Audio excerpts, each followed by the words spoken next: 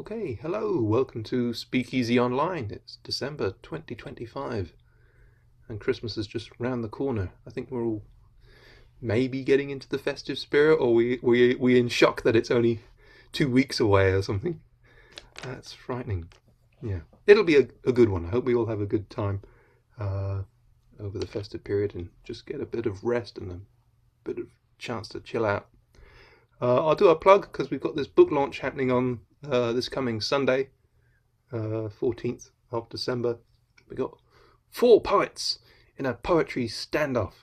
We've got Juliet Fossey, who'll be reading and telling us about her wonderful collection In Search of the Missing, which is a beautiful, beautiful collection. And it's got these wonderful illustrations that she's and paintings that she's produced that go alongside the poems. So that's happening at the Source Collective in Carlisle. We've also got Liz Haynes, who lives on a hill farm over in County Durham, and she's written these poems when she was on her MA, I think it was, over in Newcastle. And she got a glowing endorsement from one of her tutors, a fellow by the name of Jacob Polly, who says it's a gripping debut, and it's warts and all sort of living on the farm, but the landscape is such a rich part of what the poems are about. I said, can we include some photos? So we've got like some of the poems, but we've got these beautiful pictures that illustrate the landscape that she's written about as well. So that's Appease Myers pastoral. And then we've got Dave Simmons is publicising The Year in the Cathedral, which is his 300-page epic all about the Carlisle in haiku form project, including the year in COVID when Carlisle Cathedral were doing all their services online, and he turned all the Eucharist services into haiku because Dave sees the world in 17 syllables now. There, you've got it, Kelly. Yes, fantastic. And then there's a fella called Phil Hewitson who's publicising this collection, the slim volume of They Say I Am a Poet. So a bargain at £5. There we are. That's the hard sell. Those are all excellent stocking fillers for Christmas. Hey, and yeah, that's the hard sell done, guys. I think you probably all bought the books anyway, so you're my best customers. Thank you very much. Great. Okay. Talking about the hard sell and the commercialization of this time of year, I've got a poem about Black Friday. So settle back. This goes something like this. Uh-oh, I spy Black Friday. It's that time of year, you just kind of dread it. When Christmas is looming and we've nearly met it. The budget, oh fudge it. So what if they say we've not got any cash? But that's no reason to postpone or abstain from our trolley dash. We hop in the car and crawl along the road with every other penny-pinching toad until we reach our Shangri-La, this El Dorado of concrete and glass. Who enjoys shopping? It's such a pain in the and there's a queue in the car park. There's a space. Quick, go, go. Oh yeah, same to you. Honking the horn. How'd you like that? You greedy selfish. Oh hey, nice hat. Inside, and it's sail, sail, sail. Ka-ching goes each till. People push wheelbarrows, up them they fill, with discount merchandise, bargains galore. Got 10 tellies, but there's room for one more. Remember your flexible friend, a plastic card filled to the max, paying 5p's for your plastic bags. I don't know what I bought, I just know it was cheap. Slides through the checkout and collects in a heap. How'd we get it home? It won't fit in the car. Really? How strange, that's frankly bizarre. Electronic gadgets always come in enormous oversized boxes. Polystyrene and cardboard ends up in the bin, instant pop-up playground for foxes. What a waste for something which can often barely be seen. And don't tie a telly to the roof rack, like that episode of Mr. Bean. Brake too sharply and your flat-screen TV comes through your windscreen. I've had enough of retail therapy. It ought to be banned. So much for goodwill to each woman and man. In households across the land, questions are asked. How can we afford to pay the bills? We'll put it on credit. After all, it's that time of year. You just kind of dread it. There you are. That's a warning about Black Friday. Thank you. All right. Val, over to you. Follow that. Right. I thought since we'd just had another storm, I would read this one I wrote after Storm Eowyn, which is about a tree that broke and was lying with its leaves in the River Ellen. So it's just called The Broken Tree. Over 100 years I've stood, sturdy as a rock, battling the elements, standing tall and strong, as the storms raged around me.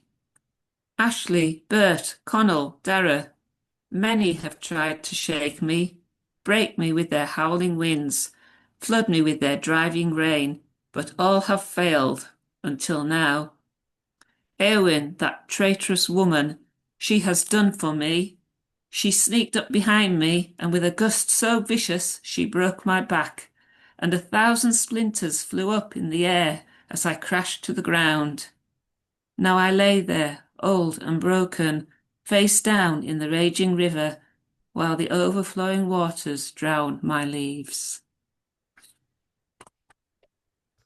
Thank you. Oh yeah, that was a really nice poem. Yeah, there was a lot of ferocious winds the other night, wasn't there? It was very Yes, stormy.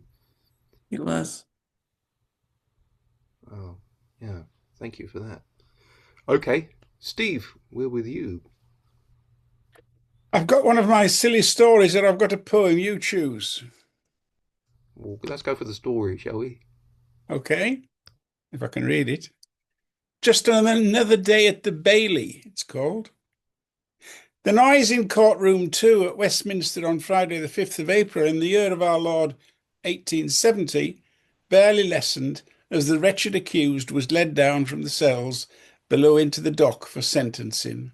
His head hung down, his faded hair and gentleman's attire were dirty and dishevelled, while his face was haggard and distressed. The jailer holding the man's handcuffed arms behind him appeared to be all that was preventing the poor man from falling to the floor in a faint. Everyone stood for Judge Sir Henry Jackson as he entered. He was infamous for severe sentencing and having order in his courts, which were enforced harshly. The judge gathered his dusty robes about him, squared his rather grey wig somewhat, sat heavily on his brocaded cushion for he had piles, and barely looking up from his papers, he banged his gavel loudly on the bar and shouted for silence. The lawyers in the well of the courtroom shuffled around and gave their attention, while the gawpers and idlers stopped their muttering amid coughs, laughs and farts, which only served to add to the stench and squalor of the already noxious atmosphere. There seemed to be no one there who was supporting the accused, no friendly faces or gestures of encouragement from the gallery. It was a place of entertainment as well as justice, and on a good day the mob could expect to see men and women sentenced to death by hanging, others to long terms of hard labour or to transportation to the colonies. The court officers were well used to the baying and jeering of those assembled when some wretch or other was dragged away in chains. Best of all, though, was when the judge draped a worn black cloth on his head to pronounce the death sentence. There were no women present except when one was sentenced, often for doing just enough to stay alive. The jury was summoned to the bar, where 12 wigged men nodded sagely about and clearly enjoying their importance. Today they knew very well that their decision would be reported in the Morning Chronicle or even the Times. Such was the scandal associated with the case. The trial had lasted barely half an hour. One witness was heard, giving the salacious details of where and when and the whom, the acts that had taken place. A few letters had been presented, as evidence for the judge and jury to study with grimaces of distaste and gasps of disbelief. The defence lawyer, scarcely sober, mumbled little except to claim his client was of previously good character. The jury out for a short time before returning for sentences. The judge cleared his throat and the clerk asked for the verdict to be read out. Guilty, the foreman called out loudly, beaming at the gallery. Guilty as charged. He sat down slowly and accepted the pats and nods of his fellow jurors. Judge Jackson looked straight at the accused, being held up in the dock. The crowd murmured in expectation. Mr. Oliver Twist of 12 Farthingale Street, Chelsea, you have been found guilty today of acts of gross indecency, and I hereby sentence you to 3 years hard labour. Take him down. Give him more, the crowd roared. He asked for it. Little sting in the tail. That's very good.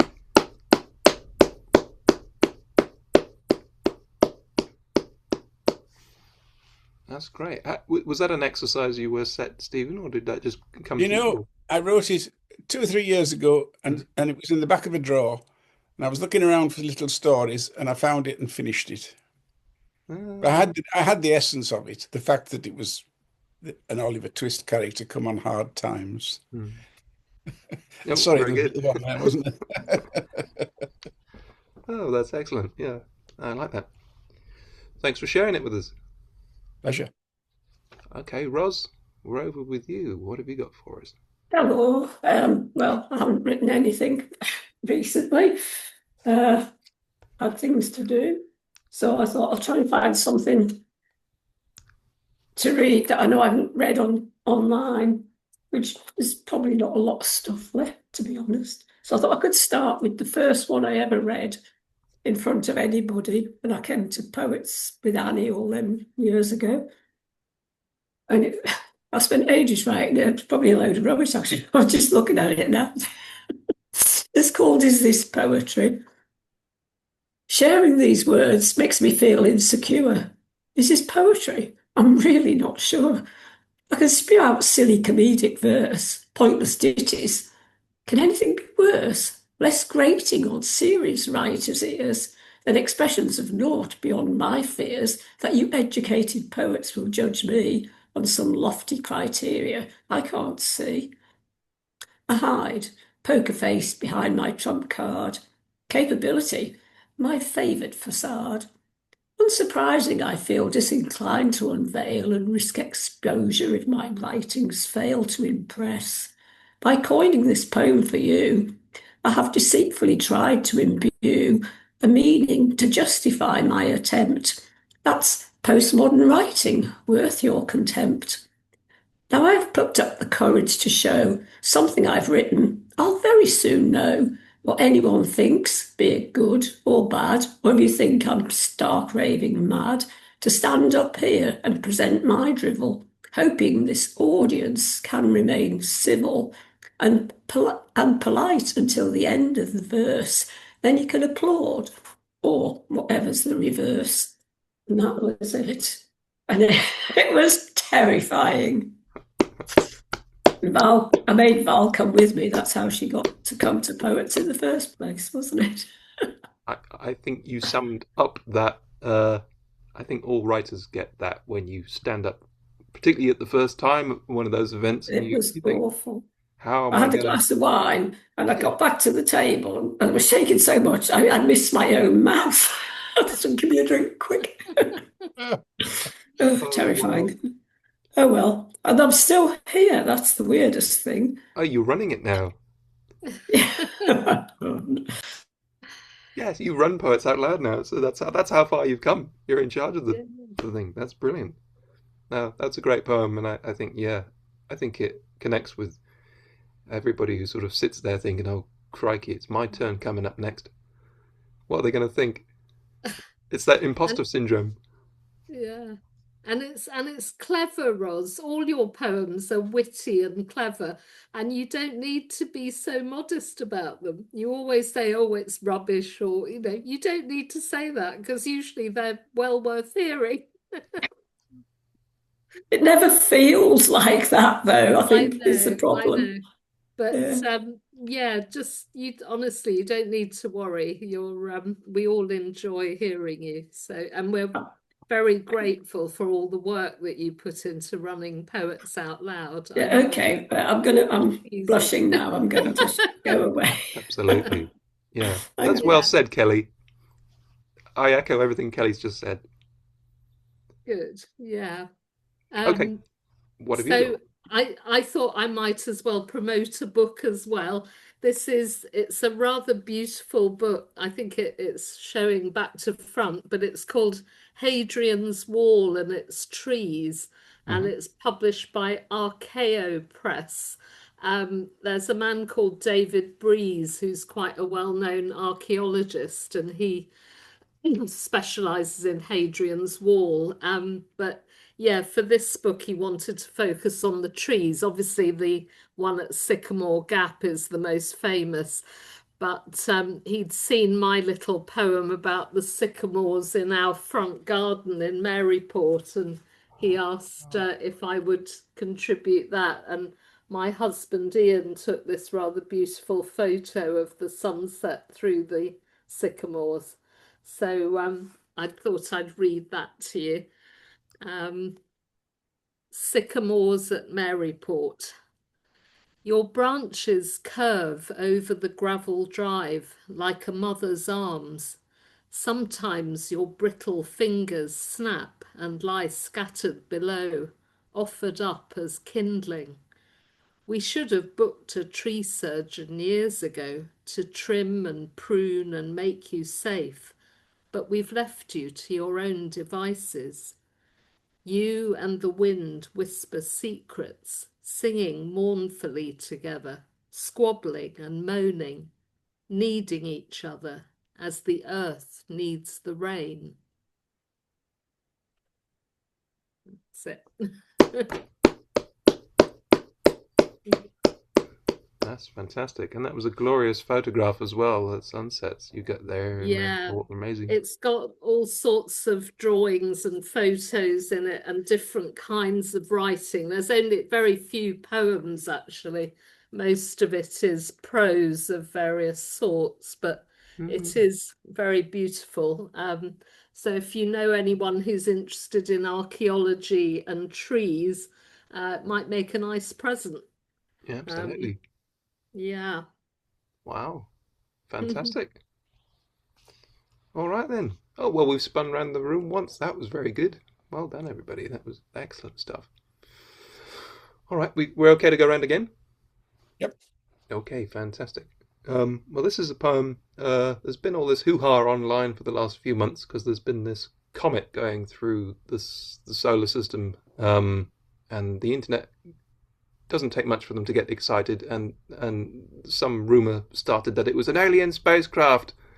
There's very little likelihood that it's an alien spacecraft, but it's been assigned the name 3I Atlas because it was detected by the Atlas telescopes in Chile, and it's the third interstellar object that they've detected to come into to our solar system. So that's pretty cool. But I thought, what if this comet that does have a lot of unusual characteristics? What if it was an alien spacecraft? How would you try and sell that as a kind of voyage of discovery for people?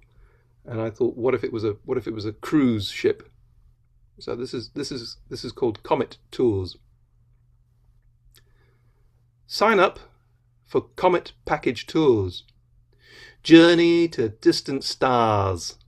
See what life is really like on Jupiter and Mars. And we'll chuck in Venus, just for good measure. Why travel at light speed or warp through trans-dimensional portal when you can take a leisurely interstellar cruise? Watch those primitive creatures marvel and stare, living on that pale blue dot. Will it tip over as they all look up in the air and rush to snap a photo of us on their phones? Do you want to live like comet people? And do whatever comet people do? Then this is for you! It's the trip of a lifetime. It's out of this world. Sign up now. Tickets are selling fast. There you are. Comet Tools. Thanks very much. All good fun. Hopefully it won't turn around and invade us like Independence Day or something, and then I'll look pretty silly then, really. But there we go. Okay, Val, we're back with you. Do you have another for us? I'm going to promote a book, SpeakEasy Magazine 5. In case you've not seen it, I've got a poem in here, and it's about Christmas, so it seems a suitable time of year to read it. Oh, you've got one. I've got about 100 of them. Right. Well, this one's called Christmas Colours. The evening walk begun into a blinding sun reflected on hills of gold, but now it's getting cold on this frosty winter's day as the final golden ray sinks down below the horizon. Now the full moon rising casts its silvery hue in a cloak of dusky blue on the snow-topped hills, and as the evening chills, the sky turns to indigo, the sea gleams white below, satin under velvet sky. The lighthouse winks its eye, a solitary shining star, yellow headlights from afar herald the onset of the night. Orange glow from a streetlight illuminates the increasing black. It's dark when I get back, but there's magic in the air. Coloured lights are everywhere, a fairyland of Christmas light twinkling in the dark black night. Thank you. That's great. Yeah, I love all the different colours you work into that. It's really a beautiful piece. And thank you for letting us include it in SpeakEasy 5, available from Cold U Press now. And I think you're all in it. I think everybody on the call is in it. Thank you all for making it what it is, because it's great. All right, I dare say there'll be some copies of those on Sunday as well at the source. Okay, Steve, back to you. Going back through notes from years ago, as I often do, I was reminded of a holiday we went on in about 2000. This is called Arizona. Sounds exotic, doesn't it? When the day had cooled a little, we went for a walk in the desert, holding hands, wearing khaki shorts, tough sandals, with water in our packs, floppy hats and sticks for snakes. There were faint tracks up and over the low hills, among the scrub and saguro cactus, flickering lizards and time-ticking insects just out of sight, no locusts or wild honey, strangers in a strange land. The heat, the still stark light, the open blank sky, but for faded vapour trails heading from who knows where in the sun to over there to where night waited, for stuff to buy and stuff to eat and places to stay, and more stuff for making their lives the same as those they'd flown from. There was little of humanity out here, among clean red rocks and sifting dunes, no fences or walls, no stock or litter. We left all that behind, way back by the highway near the motel. What we all really needed, we had, to walk together in that dry wilderness. We had a deserted desert all around. Then night fell without a click, just fell dark all around us. Our mouths became even drier. The sky was pale, but the track was gone. And some stuff we needed now, a torch and a phone, were missing. We held sweaty hands tighter and turned carefully downhill, back slowly, stumbling back down, until after a while, a long, long while, light appeared, then cold beer. Later, lounging in a hot tub set in the hard, dry ground, among stones, the slow-mo whirling firmament, watching curious pocket mice hunting around the lightly littered rim, scattering when a rancher and his son shed their heeled boots, kept their Stetsons on and slipped deep into our warm water. They called us Ma'am and Sir. Before, wrapped in towels, we shook dry sand like cat's fur from our feet and left for air conditioning and cool pillows. There you go.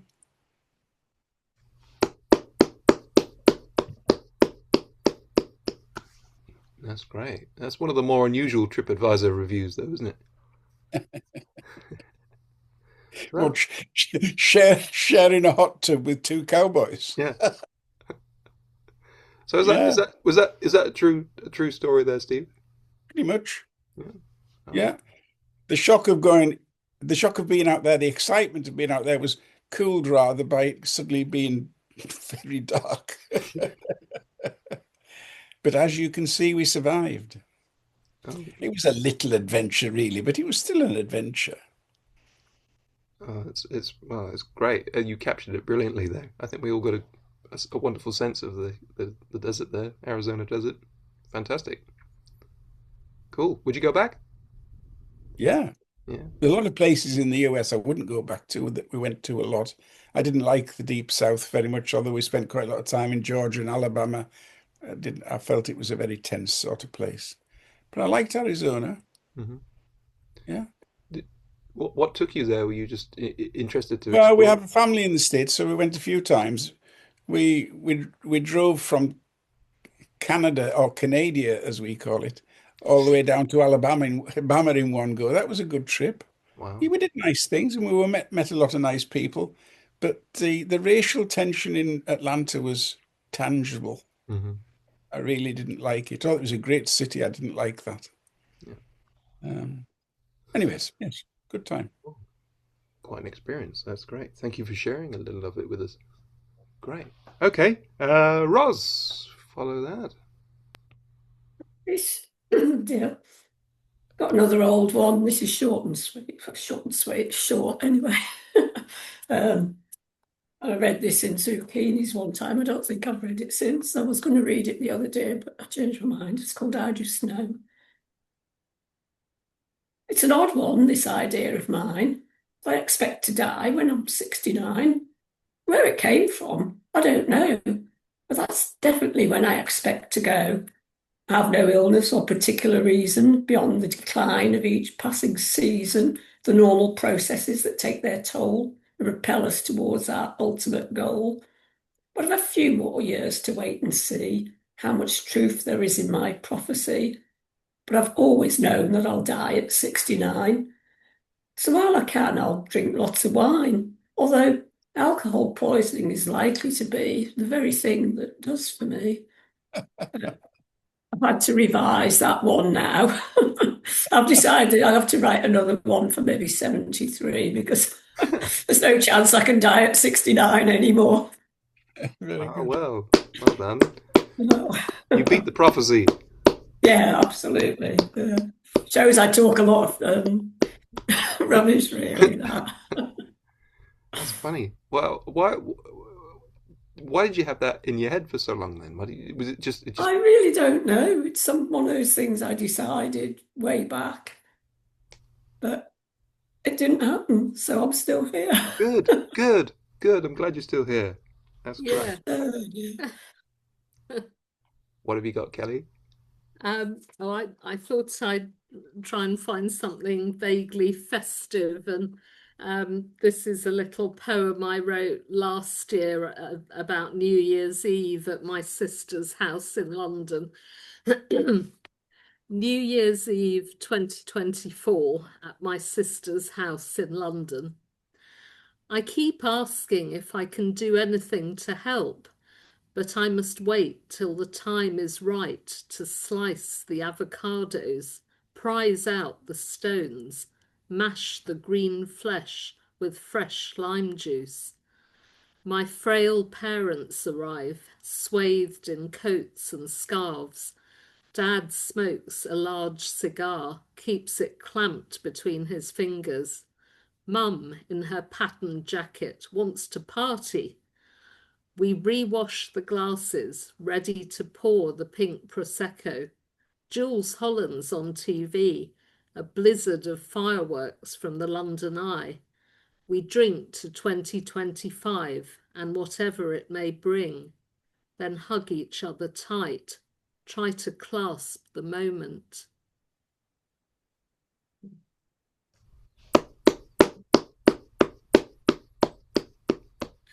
I suppose that's similar to most people's New Year's Eve, yes. but yeah, it just gets more poignant as time goes past, and it's more and more amazing that my parents are still there with us. My mum's in her 90s now, but still a party girl. She's amazing. But my stepfather's really struggling now. Yeah. Oh, not just to keep up with her partying. Well, partly. He's a couple of years younger than her, but she's finding age easier somehow. Wow. Mm. And have they got plans for this new year? They'll be in London, and we normally go down, but I don't think we will this year. Mhm. It's just too many things happening up here. So yeah, but Fair we'll enough. do video calls, you know. Yeah. Oh well, that's Um, great. Yeah, it's funny those little traditions that people have at New Year. mm. And yeah, Jules Holland And must. and I don't know, I suppose last year, well, it'll be the same this year. There's just so much awful stuff going on. You want to wish everyone Happy New Year, but you're thinking, you know, what is going to happen next, with people like Trump in power, It's It's a wonder, isn't it? anyway, It is. yeah, that's where we are. But it's so funny with that sort of Jules Holland thing because they must record it weeks before. They do. I Yeah. know people who've been in the audience and it's done months before. Yeah. They can watch They, themselves on TV for New Year. yeah, yeah. Yeah. I was catching up with Tony Hendry's brother Chris and his wife the other day, and they wanted to get some of the Speakeasy magazines because there's the tributes to Tony in there. Yeah. And they were really thrilled to see the book. Unfortunately, the other brother Rob had just passed away a couple of months ago as well. He was so determined to get to the launch that we did last year, and he read one of Tony's poems at that. But it was sad to hear that Rob had passed away now as well, which was Yeah. sad. But they said they remembered the launch that we did at Cakes and Ale for Tony's book, and those were really good memories, and it had brought all the family together. So that was It lovely. meant so much to him that you published his book, I think. Yeah, yeah, Yeah. And yeah, it is a lovely collection. yeah, yeah. Mm. All right, we're running out of time here. I might push the button. I don't know if anybody did. Steve, did you say you're gonna dash off, or I'm you? afraid I have to say goodbye now. Yes, I've truncated it. Nice to see you all, though. Thank you for coming along, and we'll Bye-bye. have a good Christmas. Cheers. Have you got plans, Phil, for Christmas and New Year? No, I don't know. It's quite Mm. quiet one, I think, which is always nice. I will have some marking of all these scripts and bits and pieces that these students have been putting together for the course that I've been overseeing Oh, at the Arts you're College. teaching a course at Cumbria University Mm-hmm. on Uh, filmmaking. Script writing, and it's for the film students and the animation students. So we had our last session today, actually, and the deadline's next week. So they're all producing scripts, which is great. And some of them hadn't Yeah. written scripts before, so I've obviously done something right, and they've picked it up along the way. Evening, Hello, George. George. Hi, Phil. Sorry to be late. I kept screwing up the codes when I was trying to put it in the meeting thing. Oh. How are you doing? You all right? Nice Oh, to see you. good to see you, Kelly. And you, yeah. How was your Yeah. course at Higham Hall, George?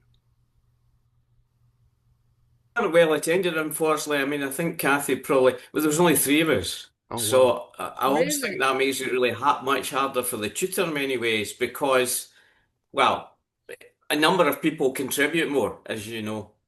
Mm. So it was interesting. It was good stuff. And I managed to go to Higham Hall and not put on weight, Kelly. Sorry, you went where? I went to Higham Hall and didn't put on weight. That is an achievement, yeah. I actually, that was my achievement of the week, I think, to come away. Yeah. Yeah, I've just been on a course there, Phil, with Antoinette Fawcett on Oh, yes. poetry Oh, wow, in yeah. translation, which Yeah. was really fascinating. But yeah, as George says, they do feed you well, and I wondered about going in that one actually, but I wondered yeah. about going in that one, Kelly. So it was good. It was fantastic. Yeah. I mean, there were just five of us on that. Probably a lot of people saw it advertised and thought, oh, I can't do that course because I don't know any foreign languages, and I don't, Mm, but it didn't matter. It was more about the approach right. to translation. And she gave us some like glossaries and it was just so interesting, actually. We did some Chinese poetry, we did some Dutch poetry. Yeah, there's this whole world of other poetry out there that we miss out on a lot of the time. So yeah, I really enjoyed Yeah. it. Yeah. Fantastic. Actually, it was interesting. We were talking to the people at Higham about why aren't they part of the Cumbria Arts and Culture Network? Mhm. Mm, Because they don't take part in it and they're not looping into so much of activity that's going on. yeah, they should And join that. Yeah. yeah, and Kathy was saying, her publicity, she's published it, and they put the stuff in their own stuff, but their own literature, but they're not involving the community around about, which I think they're Mm. beginning to see that's not beginning to see. I think they've been so busy with various other things. I mean, they're trying to rebuild the property, as you know, at the moment. Yeah, but major building work going on. Oh, And wow. it's so beautiful. It'll be a real shame if it's lost. So yeah, I hope they will survive. But I it think must they've be. had, I think they've had, from what they were saying, I think they've had a not bad year, but I think they're Mm, now recognising that instead of it, I don't mean, but there was a kind of firefighting thing going on, I think, as much as anything else, and they're now beginning to see that they can actually reach out into the community more. I hope. Hmm. yeah, Wow, that's yeah. good. I've not been to any courses there, but Ben Brinicum made that short film there a number of years ago, and I Oh, helped did out on it? that for 2 days, which is it's an amazing place to visit. Yeah. Yeah, yeah. Mm. And And I all the think you can actually just go in and get a meal. I'm not sure, but there's some people going for their Christmas dinner. I mean, they've booked as a party, but I'll tell you one thing, you won't come out hungry. Generous portions. And they like putting a lot of cream in the desserts. oh wow, okay. Ben, And didn't the anything girls, get us the as you're food? going along, they keep saying, "You don't want some? Do you not want some of this? Would you not like a bit of that?" Would you? No. Anyway, good to see everyone. Val, Roz. I, Yeah, Well, yeah. Roz, we're talking about somewhere that's not far from you, of course. I think because you're in Cockermouth, aren't you? yeah, not too far from home. Mm. I applied for a Yeah, job there once and I had a look around. It yeah. was really nice. Didn't get the job. The hall was nice. Mm. Yeah, Fantastic. Well, I'm glad you had a I've good never time. been. It's ridiculous. You'll have to get there, Ros. You'll have to go. Just I Yeah, will, you yes. should. Yeah. Yeah. okay. Well, um, we're about to start another round, George. But did you want to read something now? I can do. I Yeah. mean, actually, what I'll cheat and I'll read. This is hot off the presses because this is one of the workshops that I've just come away from, and I didn't read anything at the workshop, so I'll just cheat and try and read it now. So if I stumble about, it's because I'm trying to read bone writing and the scribbles out and the edits because I edit as I go along. I don't know if everyone else does that. So this was from a prompt from a poem by I'll need to type this. It's I can't even pronounce it. Wisław Szymborski, a Polish poet, which is about nothing has changed. but his is a rather bleak piece about nothing has changed to do with torture. And this is, we were trying to find something positive where nothing has changed, but negative in it. Anyway, nothing has changed. In the darkness comes ancient fears. Shadows seem to have life, hold the imagination. How I sprinted as a child through the isolated. Yet I knew beyond was home and comfort, and nothing ever did drag me away.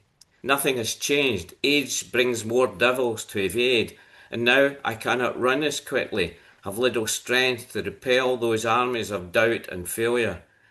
Somehow, friends have remained holding out hands, telling me they are waiting for me to come. Nothing has changed. Doubts still clamour for my mind. The assaults have better weapons, and my armour is thinner. There are times I would extinguish my candle, blow out the light and surrender to black, but there is the glow of Mum and Dad and the ancestors. Nothing has changed. I shrivel in the nightmares of memory, relive the falling, and the shock of landings. That crush of bone, every breath is painful. How I limp and how I am bent, the rituals of aging. And yet somehow hills are still climbed, and the views never lose their enticement, the promise of beyond. Wow.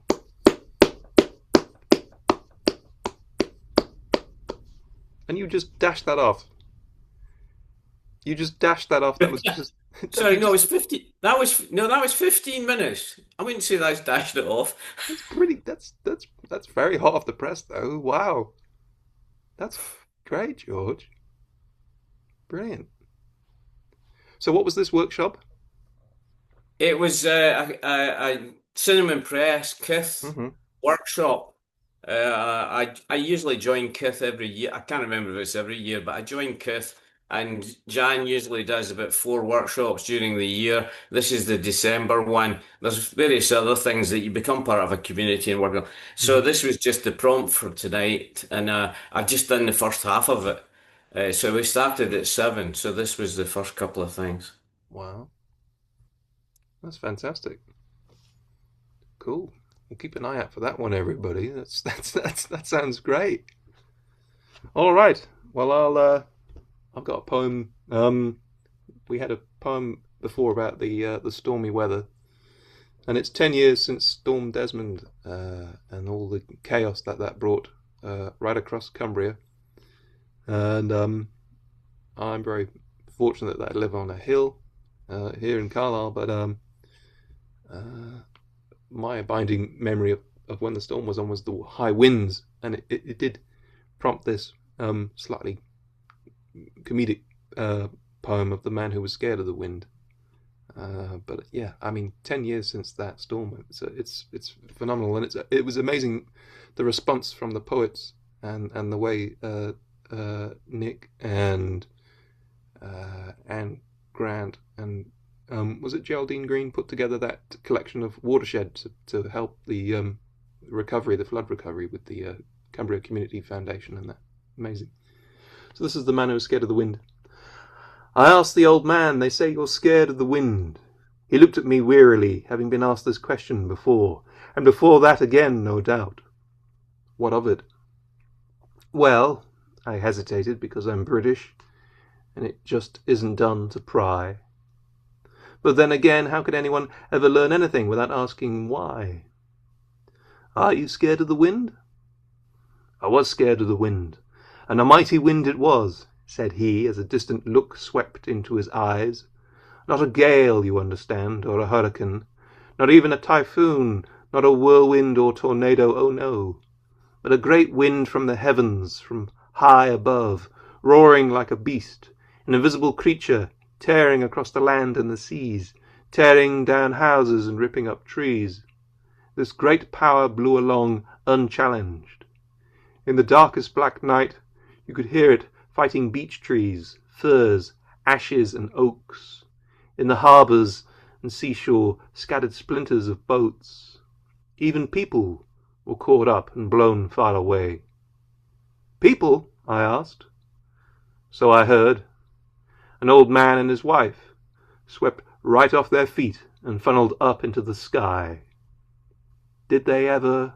My words hung in the air. No, never. And you ask if I was scared of the wind? Why, yes. That's how this conversation beginned. There you are. That's in my little pamphlet. They say I am a poet. It's one of those ones. They say the old ones are the best. I hope they are. Thank you. Okay, Val, we're back with you. Do you have another? I read this one that I read at Poets last time. It's about when I had a dream quite a few years ago now, that I'd forgotten it was Christmas, and it's called The Nightmare Before Christmas. I jumped up with a fright, broke out in a sweat. It was Christmas Eve night. There were presents to get. So I grabbed my coat and jumped in the car, pressed the accelerator, zoomed off to the spa. The shelves were all empty. There was nothing left. Yesterday there was plenty. My kids would be bereft. What was I to do? Where could I go? I didn't have a clue, and I just didn't know. An empty Christmas stocking, no gifts under the tree. The thought was quite shocking, and the blame lay with me. And just when I thought it would all end in tears, I awoke to find naught but insecurity and fears.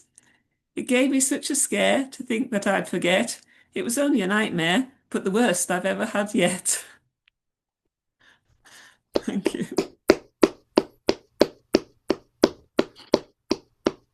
Oh yeah, it's don't scare us all like that, Val. You know, there's still 2 weeks to go. It's fine.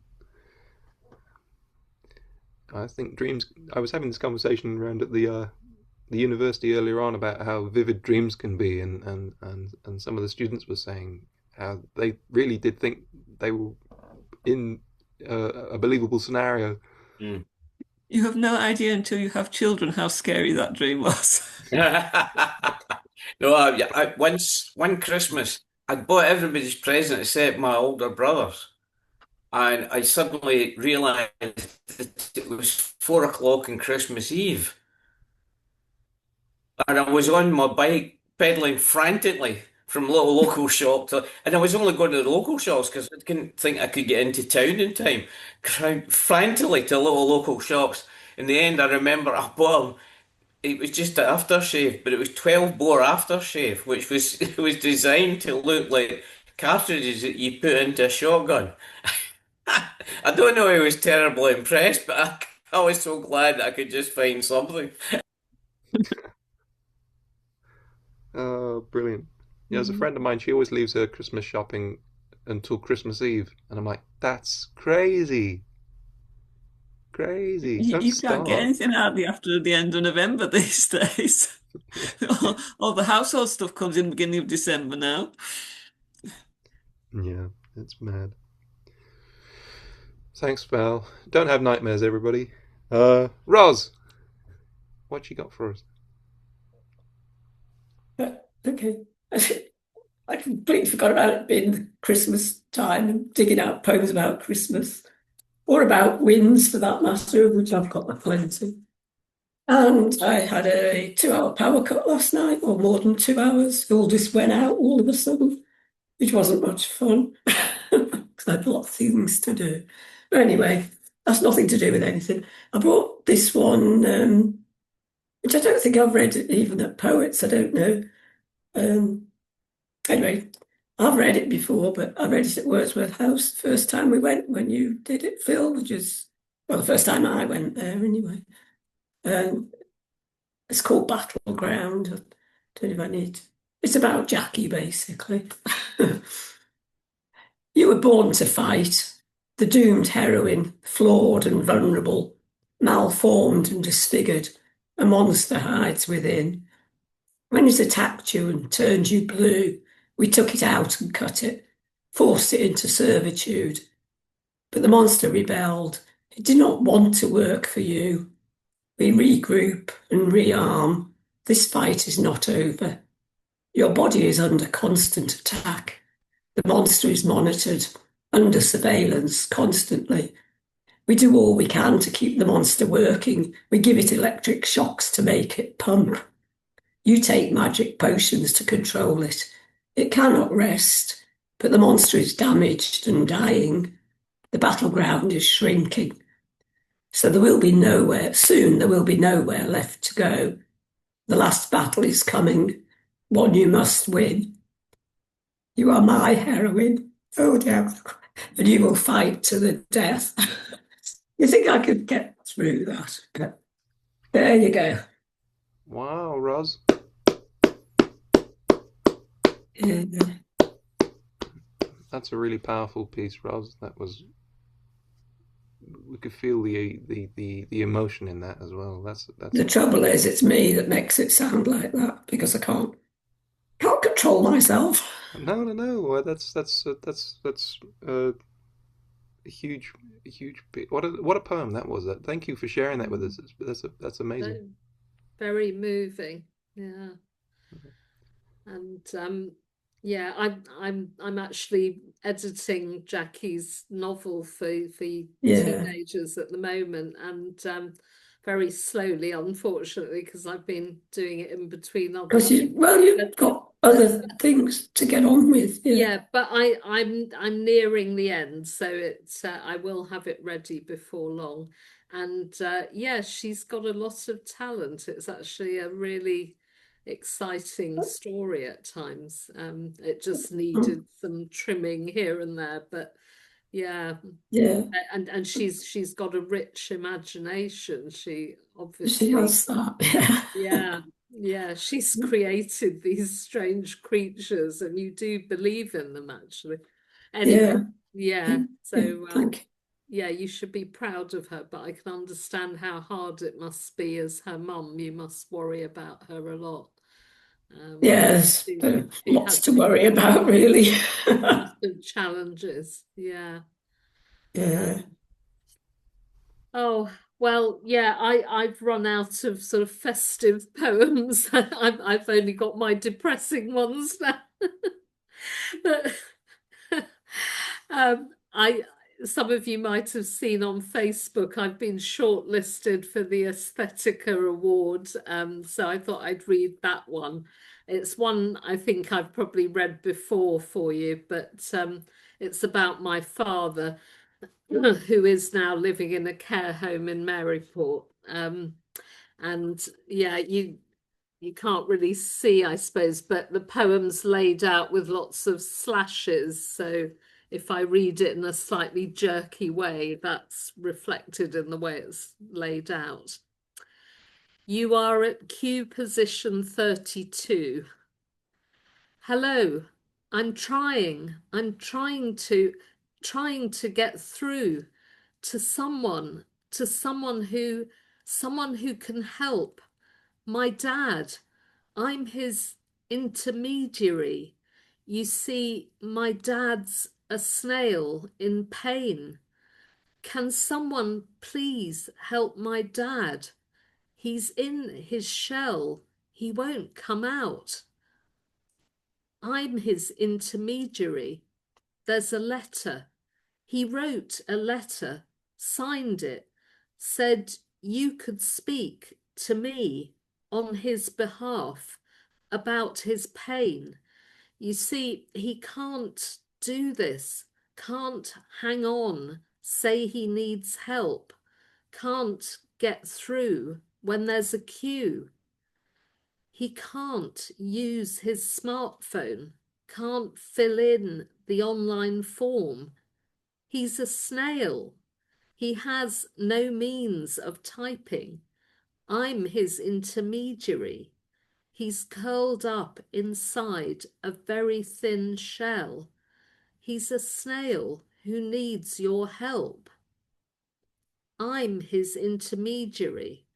I'm trying to connect him to you because you can help him, give him something to stop the pain.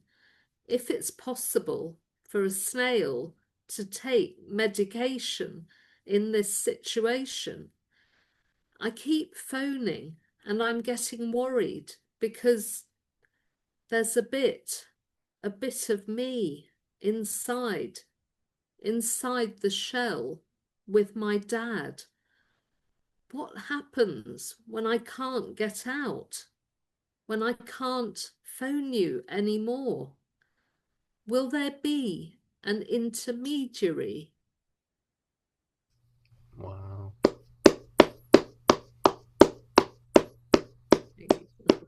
Congratulations on that poem doing so well for you as well, and the accolade there, Kelly. That's amazing. Thanks. I think Excellent. it will resonate for anyone who has elderly relatives who can't deal with the digital world that we live in now. It was inspired by trying to deal with his local surgery on his behalf. And yeah, I mean, it's just appalling the way everyone's expected to have a smartphone and a computer now and be able to do it that way. And a lot of people just can't. It's wonderful, Kelly. Thank It you, is. George. Yeah. Excellent. It's going to be in my next collection, which will be published next year, and it's called Portrait of My Father as a Snail. So that poem is kind of a central one in the collection. Yeah. Yeah, that's great. So I'll let you all know when it comes out. Yeah. Kathy was also singing your praises a lot, Kelly, for the work that you do with editing, etc. Kathy, Yeah. I love working with her. Yeah, looking forward to editing her memoir, the next part of it. Oh, Yeah. God. Yeah, she was telling me about all the commissions, all the things that she's got to write over the next 2 years or something. I'm amazed at what she's doing. She's very busy. Yeah. Fantastic. Thank you, Kelly. That's amazing. And yeah, A wonderful poem. George, we're back with you. Right. Well, I'll just be really cheeky, and I'll do the other one that I was doing. I was just finishing it before I came over to here. So again, if I stumble about a bit, it's because I'm trying to read it and I've just written it down. So it depends whether I can read and I print because my writing is so legible that I have to do kind of quick printing. But now my quick printing is even more illegible than my writing. It's getting ridiculous. But anyway, we were supposed to do something about what would we be if we were the light kind of idea. So this is friendship. We rub together like two dry sticks, reminiscing of long summer days and winter nights, sparks of laughter startling other ramblers. As we ignore rain, wind, or heat, airlessness on our route to the Peace Garden, where volunteers delight with greenery and flower. Two old miners carrying their lamps, talking of damp gas and rockfall, of climate crisis, despots, and disasters, with a belief these will come and go like clouds which gather and disperse, like people we hated and those we loved, and we light our small fire, blow into life, leave ash to drift across tomorrow. Wow.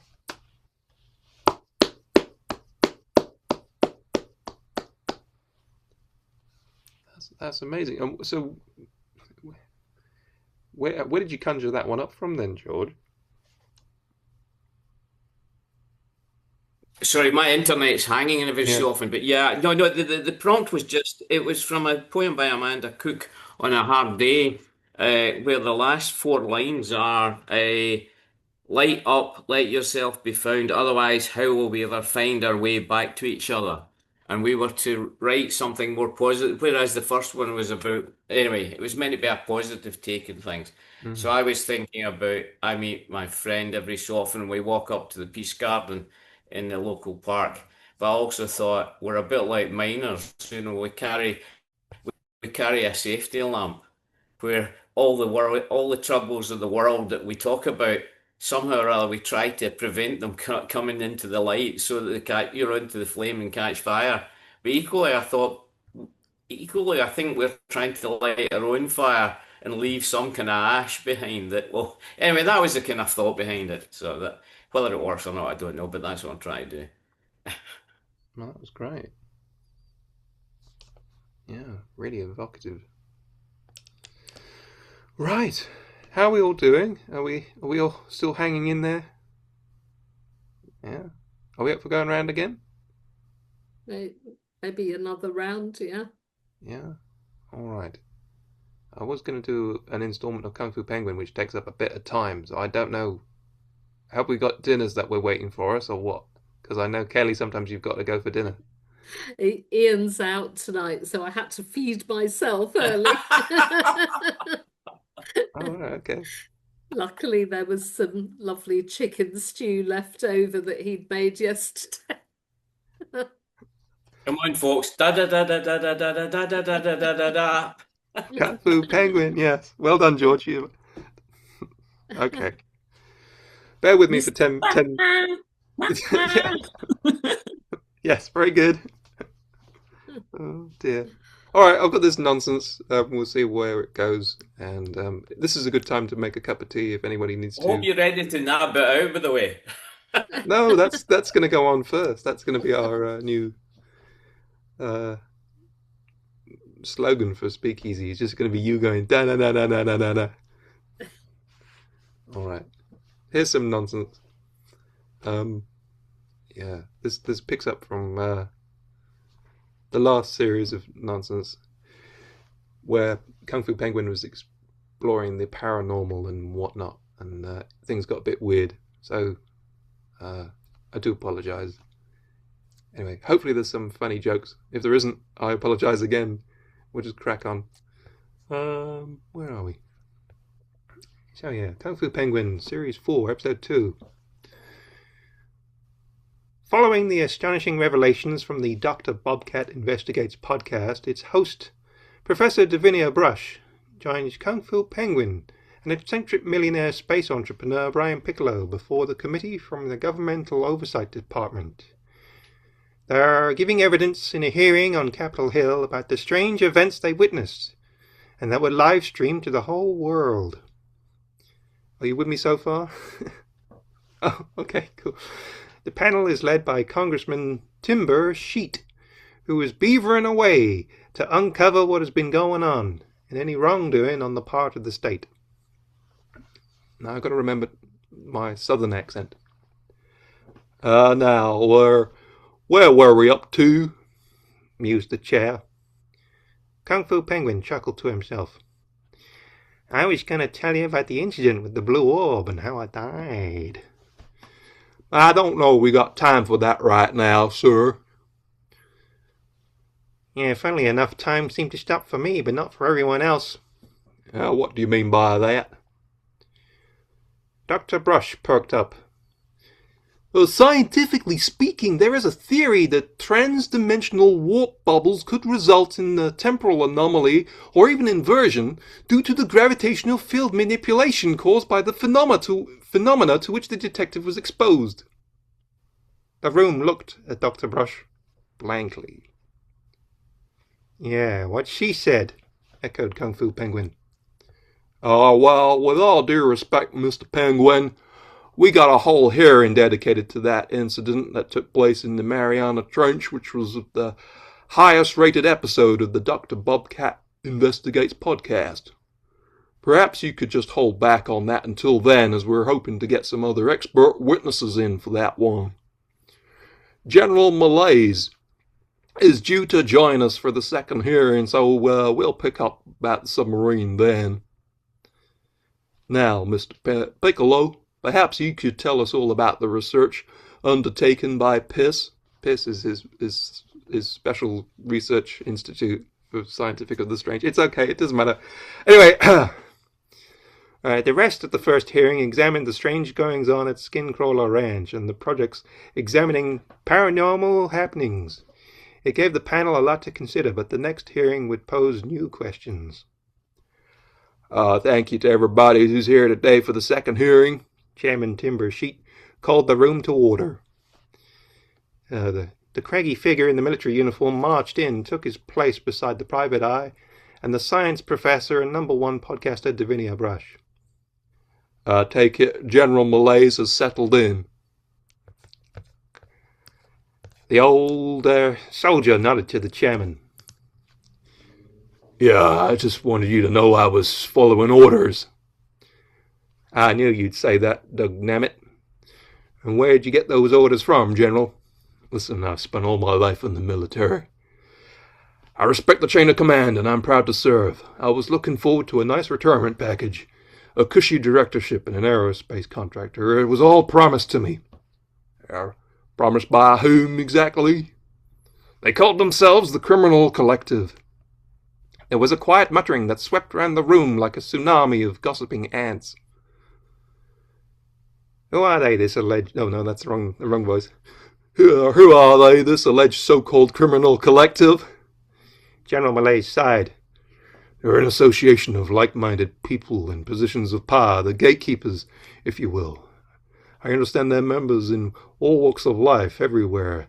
Leaders in big business, tech, law, politics, industry, energy. Between them, they seem to have everything pretty much sewn up. Or you mean like those rich folks who meet each year in Davos? Personally, I thought he was the fellow who created the Daleks. That's the joke this week. Thank you very much. They promised me a lucrative deal. All I had to do was get Professor Schrödinger to reveal what he knew about the strange ore that he found in an archaeological dig 30 years ago. And the craft, of course. Right, let's put a pin in that for now, General, if you don't mind. Doug Gannett? Yeah, General, hey, we have some alarming reports about a sub that you were in charge of, and we have a surprise witness who is keen to come forward and testify. The door opened and an elderly man shuffled into the hearing room. He was escorted to the desk and joined the assembled witnesses. Mr. Blunt, would you mind telling us where you were from and what you do? I'm an old cleaner, mate. Albert Blunt. I'm from England. You can call me Albie. Do you have a statement? Would you mind telling us what happened and what you were doing?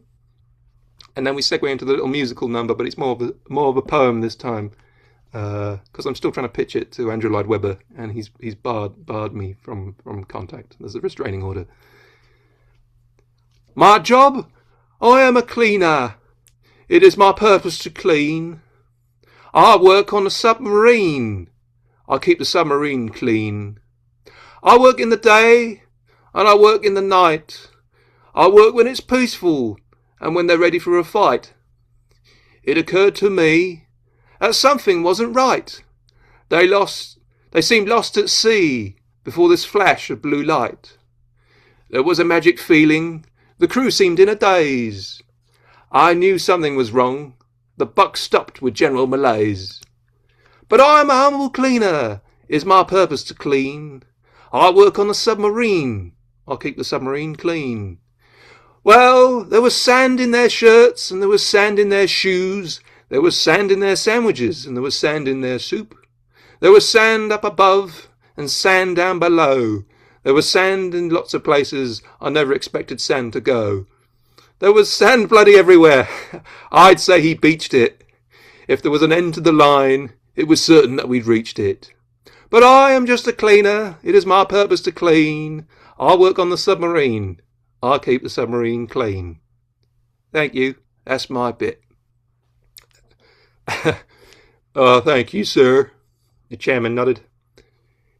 I'll be blunt. That's another joke snuck in. General, how do you explain that sub ending up in the middle of the desert, hundreds of miles from the sea? General Malaise shrugged and threw up his hands. She's a scientist. Maybe she can tell you. Well, my best guess is that some sort of instantaneous travel or propelling of the submarine through an interdimensional transit window caused by the blue sphere. Doug Gannett. Yeah, excuse me, Chair, but, what would do that? Something beyond our understanding. Well, General, maybe your criminal collector friends can reimburse the taxpayer for wrecking a multi-million-dollar submarine. Kung Fu Penguin grinned. I guess that's why they invest in the subprime market. Please, it was an easy way to funnel the money out of the defense budget into private research programs. General Malaise rolled his eyes. The Pentagon has plowed trillions into off-the-books projects over the years. You know they've never passed an audit. The chair nodded. Funnily enough, we've got a financial expert from the Treasury Department coming in to talk to us about that. Kung Fu Penguin grinned. Hopefully he can account for all this. Ha ha. Where will the testimony lead next? Can the committee pursue their investigations into the crooked organization alleged to have been running their top-secret programs? Has the criminal collective been cooking the books? Is anyone going to explain the events seen by billions of viewers on the Dr. Bobcat Investigates podcast? Will anyone face the facts? Can justice prevail? Find out next time on Kung Fu Penguin. There you are. Thank you. Thank you. That was for George, who is Kung Fu Penguin's #1 fan. So thank you for being very patient and sitting through all that. So here we go. We've got a couple of minutes. Val, do you have a quick poem for us? Please say yes. Oh, you're on. Yeah. You're on mute. Oh. There we are. Right. This is one I wrote last Christmas. It's based on the Shakin' Stevens songs "Merry Christmas, Everyone," but there was actually somewhere getting bombed. I can't remember if it was Ukraine or Israel or just somewhere getting bombed. So it's called "No Merry Christmas, Everyone." Bombs are falling all around us. No one's playing or having fun. There's no reason I'm understanding. No Merry Christmas for everyone. It's gonna be so scary tonight as bombs streak through the dark black sky like fireworks in the night. There's no parties, no celebrations, just bombs exploding all night long. Time for hiding in any shelter as we sing our Christmas song, No Merry Christmas for Everyone. That's it. That was very profound there, Val. Yeah, that's important to remember. There are places where it's not as peaceful at Christmas as we would like to think it is. And it's tough for a lot of people where there are these war zones and conflict zones. It's difficult. And why they're always fighting in the Holy Land of all places? There's a sad irony there. Hopefully, better things will happen in 2026. Okay, we've only got a couple of seconds left. If I push the button, use the same login, we'll sign back in, and we'll round out the night with the last 3 poets, if you like. Yeah, is that okay? Cool. See you in a second.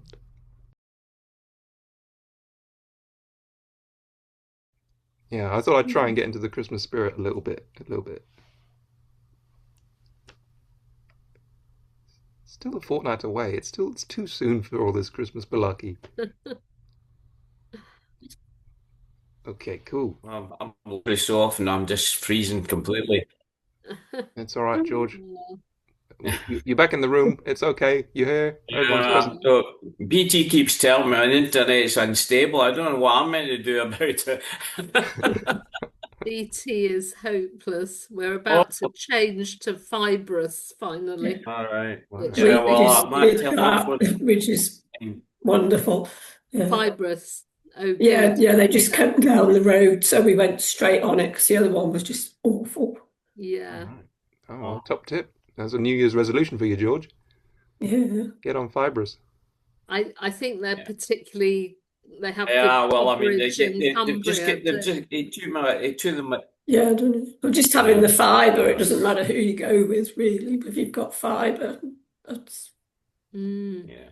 gonna do it. Well, Cool. All right. Roz, we're with you. God. Right, I just found this because it's nice and short, and I found it. So it's the aperture. What's the point of the letter C when you've got S to say S and a K to say K? But then Y used to say th, but now only says yeah. So maybe C could say ch. Then it won't need a h. Then we will have the aperture, and there'll no longer be an ABC. It does work somehow.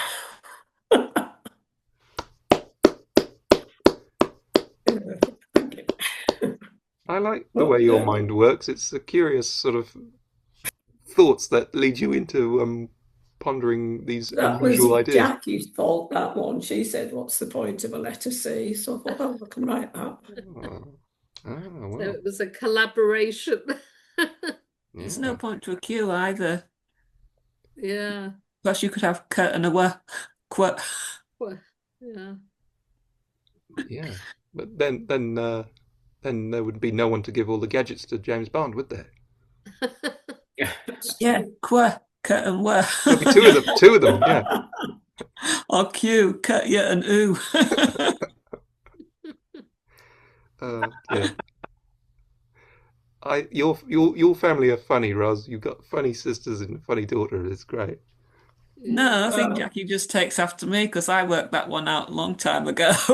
Okay, what, the okay. aperture? Or the point of a letter C? No. We just share the common why is there a C gene? I see. I see. It's the genes, well.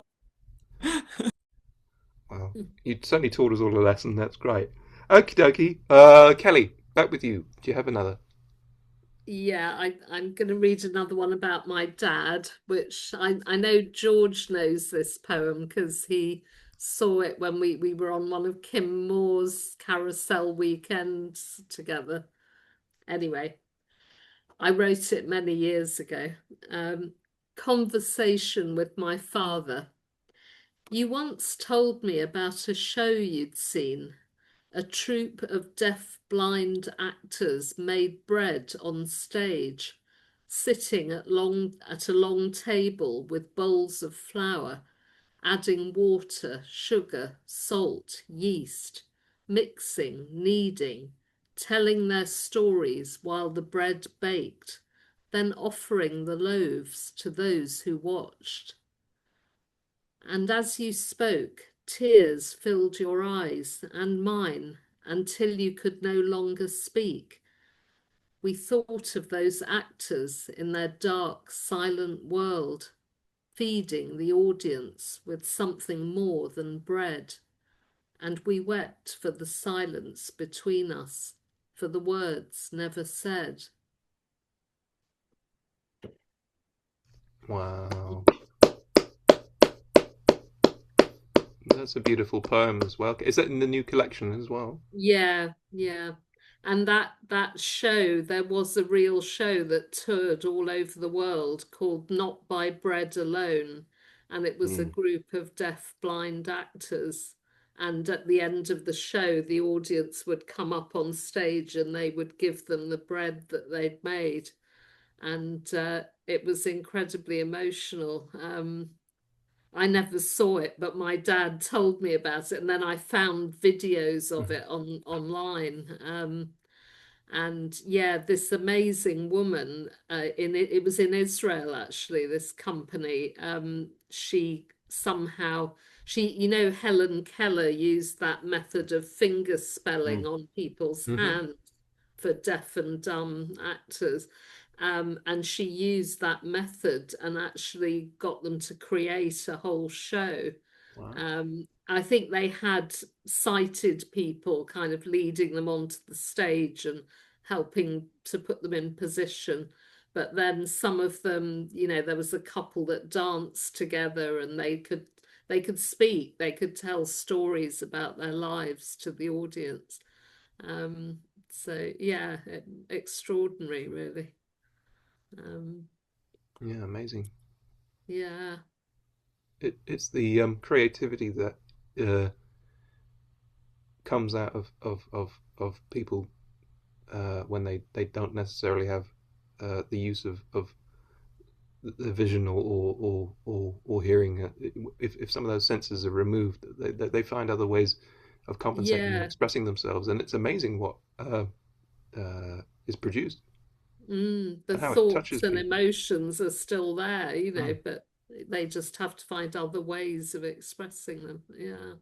yeah, So amazing. anyway, yeah. Very impactful as well. Yeah. Okay, George, we're back with you. Right. I will do a Christmas one. I've just looked it up. It's called My First Christmas, but I suppose it's really the first Christmas that I was conscious of, if you like, because I was probably It was probably when I was 3 because when I was 2, well, I was born in February. So, anyway, my first Christmas. I lie on the rug beside my father and brothers, tree lights stretched out before the coal fire. We check each one, twist and tighten until they come alive. We lie happy and warm, laughing as the bulbs flicker. Mum brings me my very first hot chocolate. I like it until the surprise of the bitter dregs. Billy, who used to be alive in his cage, could recite his name and fly, is in a box in the garden. Tomorrow, my brothers will show me his grave. Wow. Wow.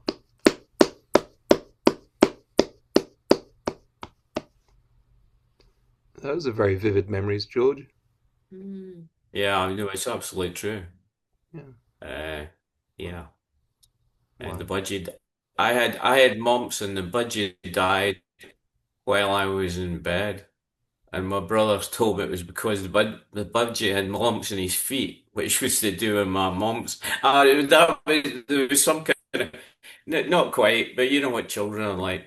Uh, so I was just getting up and I went down. I went down for Christmas. So that was lovely. But maybe that's why I've got a very cynical view in life when I look at this. We were getting ready for Christmas, and my brother said, "Tomorrow, when you're better, you can go outside, look at the budgie's grave." That'll be Hooray! cheerful. Sounds like a wonderful, fun Christmas, doesn't it? Yeah. Merry Christmas, That was so George. sad. Yeah. Oh dear. Right. One of my sons had a budgie, and it was really vicious. He used to bite his ear all the time, and we called it Bird Oswald after the Roman fort.